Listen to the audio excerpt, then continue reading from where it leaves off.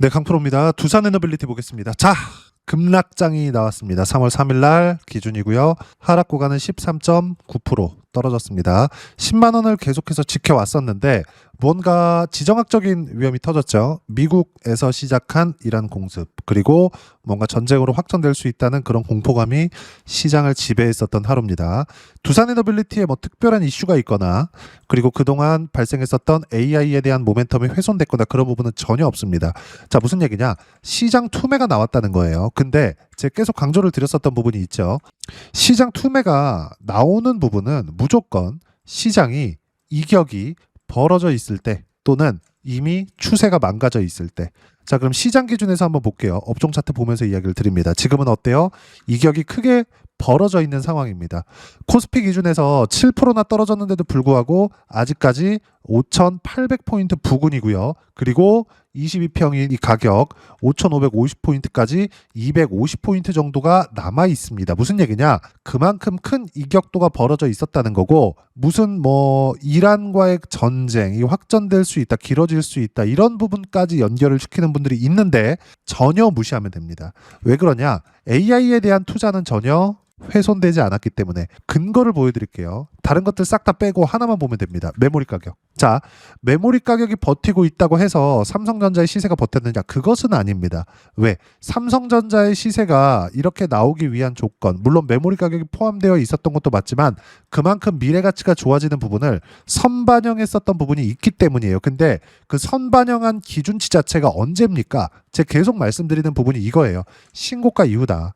두산에너빌리티 마찬가지고요. 삼성전자 마찬가지고요. 하이닉스 같은 경우에 너무 당연히 마찬가지죠. 하이닉스 이렇게 치면 이렇게 나오죠. 그리고 오늘 급락했었던 현대차 같은 경우에도 마찬가지입니다. 현대차 같은 경우에도 모두 다 신고가 이후의 시세 구간이 이렇게 발생을 했다는 점. 두산에너빌리티 마찬가지예요. 그리고 최근에 트럼프 대통령을 통해서 원전 관련된 이야기가 나왔습니다.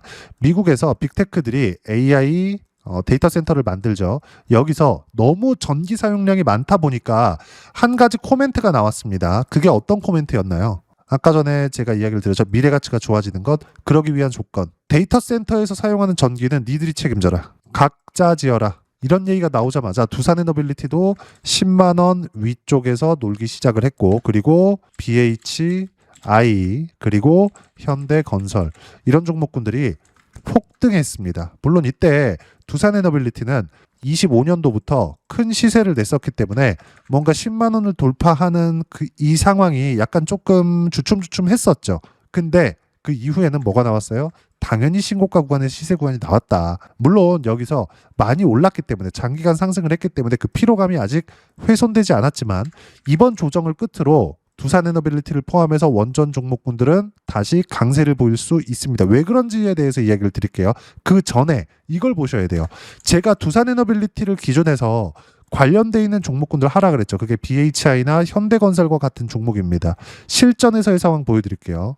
급락하는 장에 어떻게 했는지, 그리고 미래 가치를 반영하는 과정에서 신고가를 만든 이후에 시세 구간이 나오는데 이때 상황을 어떻게 피했는지, 정확하게 얘기하면 저는 피한 적이 없습니다.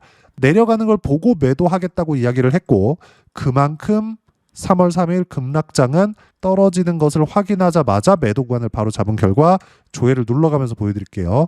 현대차 같은 경우에는 26% 수익 구간에서 매도가 완료가 됐습니다. 이것도 제가 5분봉 기준에서 조회를 눌러가면서 보여드리면 어때요? 장 시작하자마자 떨어지는 것을 확인하고, 이란발 이슈가 있었던 것도 사실이지만 시세가 처음에 급락하자마자 바로 63만 1,000원의 매도 구간을 잡은 결과 종가는 55만 4,000원, 거의 매도하고 나서 10만 원 정도가 하락을 했어요. 왜 이런 상황이 나오냐 이 말이에요. 제가 한 가지 포기하라 그랬잖아요. 확인하자. 올라갈 때는 반등을 확인하자, 고가 돌파를 확인하자 그랬고, 내려갈 때는 떨어지는 것을 확인하자, 이렇게 이야기를 드렸잖아요.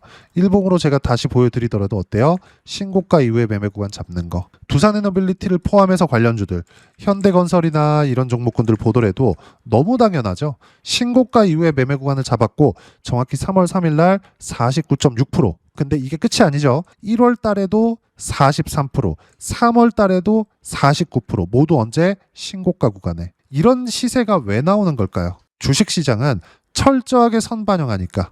그리고 선반영하는 과정에서 뭐가 나와요? 다시 말씀드리지만 미래 가치가 반영하는 과정에서 가격이 먼저 뜬다. 즉 신고가가 나온다. 이 부분을 이야기를 드렸었던 겁니다. 그리고 두산에너빌리티 기준에서 보더라도 제가 계속 강조를 드리죠. 주춤하고 있습니다. 그리고 그만큼 여기 뭐 관련돼 있는 종목군들을 포함해서 지금 주도 섹터가 움직이는 부분들, 예를 들어서 삼성전자나 하이닉스나 이런 것들 있잖아요. 이런 종목군들 보면 어때요? 모두 다 신고가 이후에 시세 구간이 나왔고 떨어질 때 보면 같이 떨어지잖아요. 그래서 제가 두산에너빌리티를 하면서도 관련주들 해야 된다. 삼성전자 하면서도 관련주들 해야 된다. 언제까지? AI 모멘텀이 끝날 때까지. 근데 지금 지정학적인 리스크가 터졌고 이걸로 인해서 한국 시장은 어떻게 된다? 이격이 빠르게 좁혀질 수 있는 상황이 됐다는 점입니다. 그리고 밑에 추가적으로 하락하는 부분들이 조금은 나올 수 있는데 그런 부분이 나온다고 하더라도 22평 전후에서 반등을 할 겁니다. 근데 이걸 예상하는 게 아니라 찍고 반등하는 것을 확인하고 나서 매수관을 다시 잡아야 돼요. 두산에너빌리티 마찬가지고요. 즉 두산에너빌리티는 지금 매수 기회라는 거고 두산에너빌리티 포함해서 관련주들 원전은 두산에너빌리티 혼자 만드는 게 아니잖아요. 예를 들어서 현대건설 같은 거 시공이고요. 이런 식으로 가는 거예요. 부품, 기자재 이런 쪽으로. 예를 들어서 BHI 같은 경우에도 같은 맥락이죠. 이런 부분들에 대해서 제가 계속 강조를 드리는 이유가 이거고 근데 앞으로 이게 원전에서 주목받을 거야. 이걸 내 식대로 예상하지 말고 여기 보여드렸었던 내용처럼 뭐가 나옵니까? 가격을 확인하고 나서 매매 구간을 잡았을 때 매달 50% 가까운 수익 구간이 터진다는 점. 두산에너빌리티 같은 경우에도 마찬가지예요. 여기서 보면 관련돼 있는 종목군들을 매매를 했지 두산에너빌리티는 계속 보유하고 있습니다. 매도하지 않았고요. 그리고 반등을 확인하는 과정에서 이번에는 이격, 시장에 대한 이격이 좁혀졌기 때문에 두산에너빌리티를 포함해서 관련주들까지 매매를 할 거고 그 관련주들을 어떻게 매매하고 타점을 잡는지를 이 소통방에서 제가 계속해서 이야기를 드리고 있는 겁니다. 소통방은 구독자분들과 함께 매매하는 방이고 모두 무료로 진행을 하는데 쭉 보시면 자 3월 3일 날 장 시작하자마자 어떻게 나온다. 효성중공업 팔아라. 하나시스템 전쟁 터졌죠. 방산 쪽 튀죠. 사라. 상한가 같습니다. 밑에 보면 한미반도체 팔아라. 대덕전자 반도체죠. 팔아라. 그냥 4% 하락하는데 팔아라. 이런 거 전부 다 10에서 20% 사이로 다급락 나왔어요. 오늘. 제가 고가에서 정확하게 잡은 게 아니라 떨어지는 것을 보고 팔았다. 과거에도 제가 이런 종목군들에 대한 내용, 어떻게 매매 타점을 잡을지에 대한 내용을 계속해서 이야기를 드렸었는데 급락하는 장에서도 코스피가 7%나 빠지는 이런 상황에서도 정확하게 동일하게 매매를 했다는 점. 그리고 이렇게 매매를 했을 때의 결과 보세요. 한미반도체 같은 경우에 보더라도 한미반도체 보면 어때요?